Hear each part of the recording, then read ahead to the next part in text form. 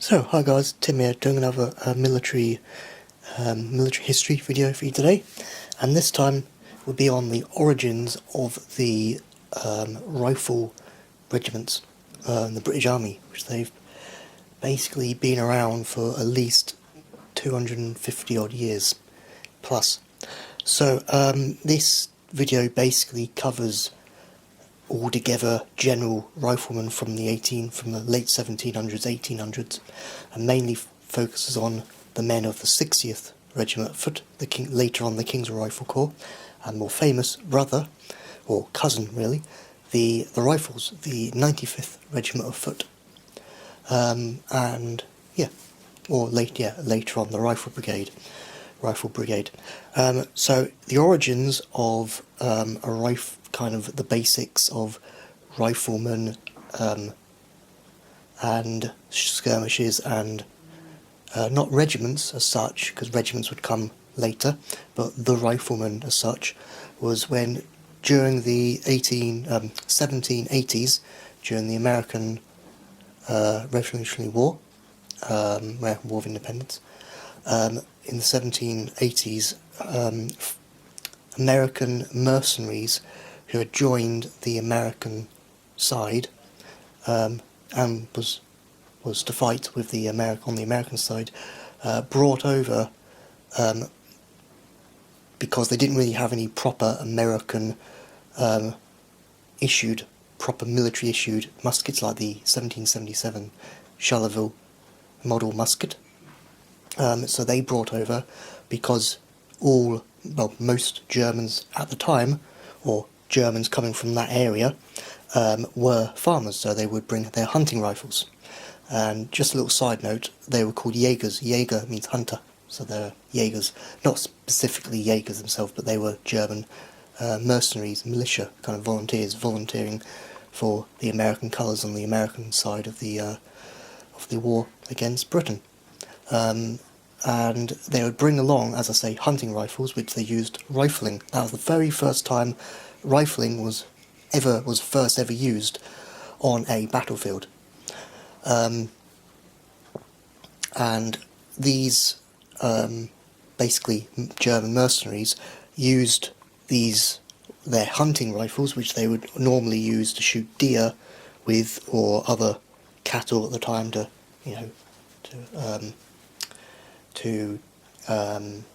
get for food and all that, because they found out that hunting rifles are much more basically better having spiral grooves in the barrel, because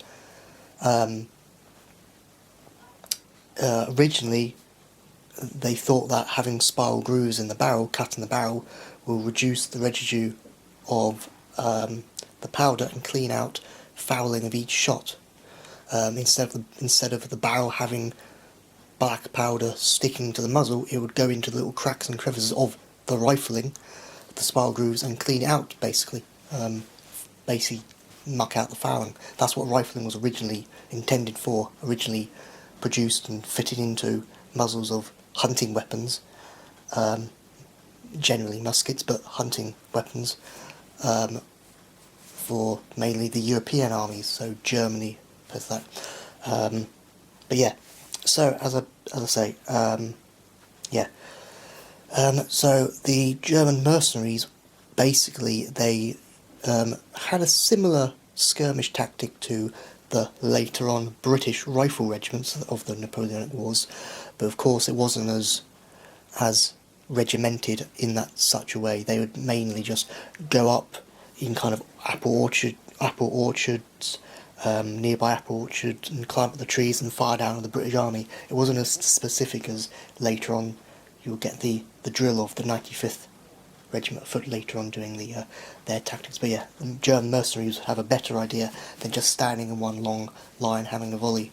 Actually go off on their own little thing, do their own little thing, and kill what British soldier they can from a treetop, or using this hunting rifle, kind of this deer or this bear hunting rifle, or really hunting musket back then. Pardon me.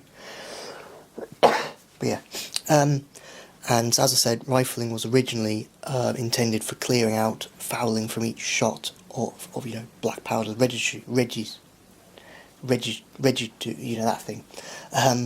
You know, and then, because the British Army and American Armed Force, mainly the British Army, at the time, of course, using their muskets and having that tactic of volley firing, they were obsessed with the tactic of volley firing and mass formations.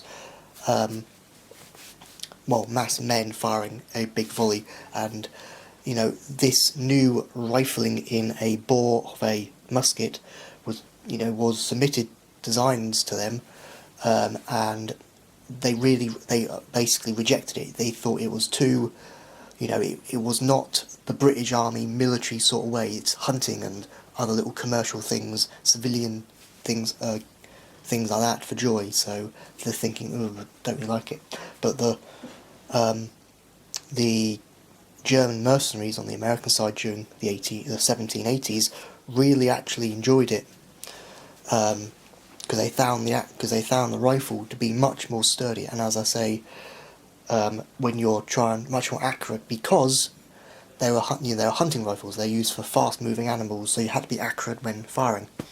But yeah, so it wasn't until 1800 until the British Army finally not the British Army itself, but the 95th and 60th Regiment of Foot, who actually officially adopted a musket with a rifled barrel. That was the Baker rifle, the pattern 1800 Baker rifle in 1800. So, pardon me. So it was literally a good 20 years before part of the British Army actually understood and actually were created for that reason, have a rifled musket. And nowadays, of course, later on after that, called a rifle. But yeah, those German mercenaries back in the 1780s and the British 95th and 60th Rifles, which were newly formed for this reason of skirmishing and modernisation-ish, both used, that was back in 1800, both used the musket ball.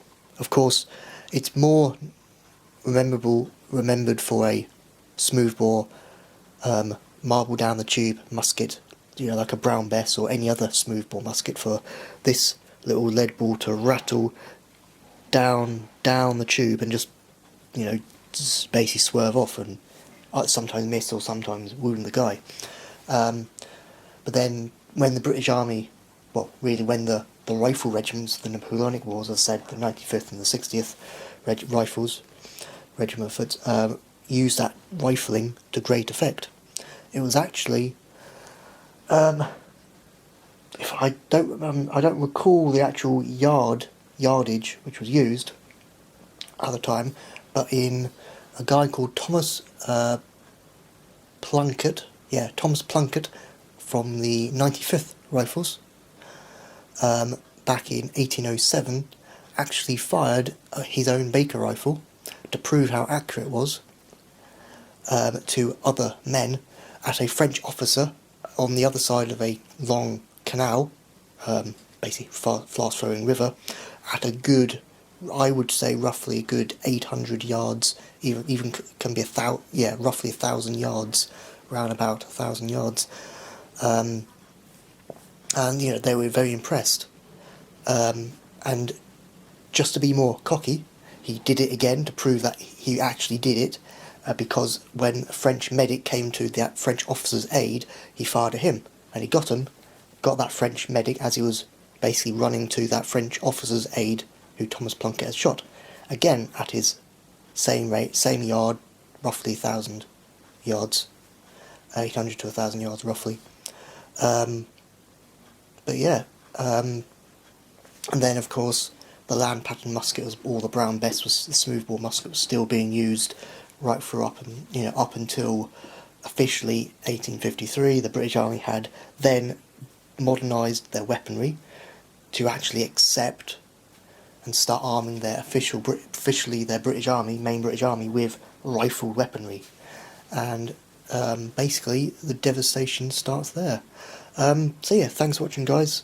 This has been a little quick kind of quickish video on kind of military history video on the kind of origins of rifled regiments and rifling kind of as a whole, basically starting back in the 1780s during the war against Britain, with the American War against Britain, where German mercenaries or volunteers who volunteered for the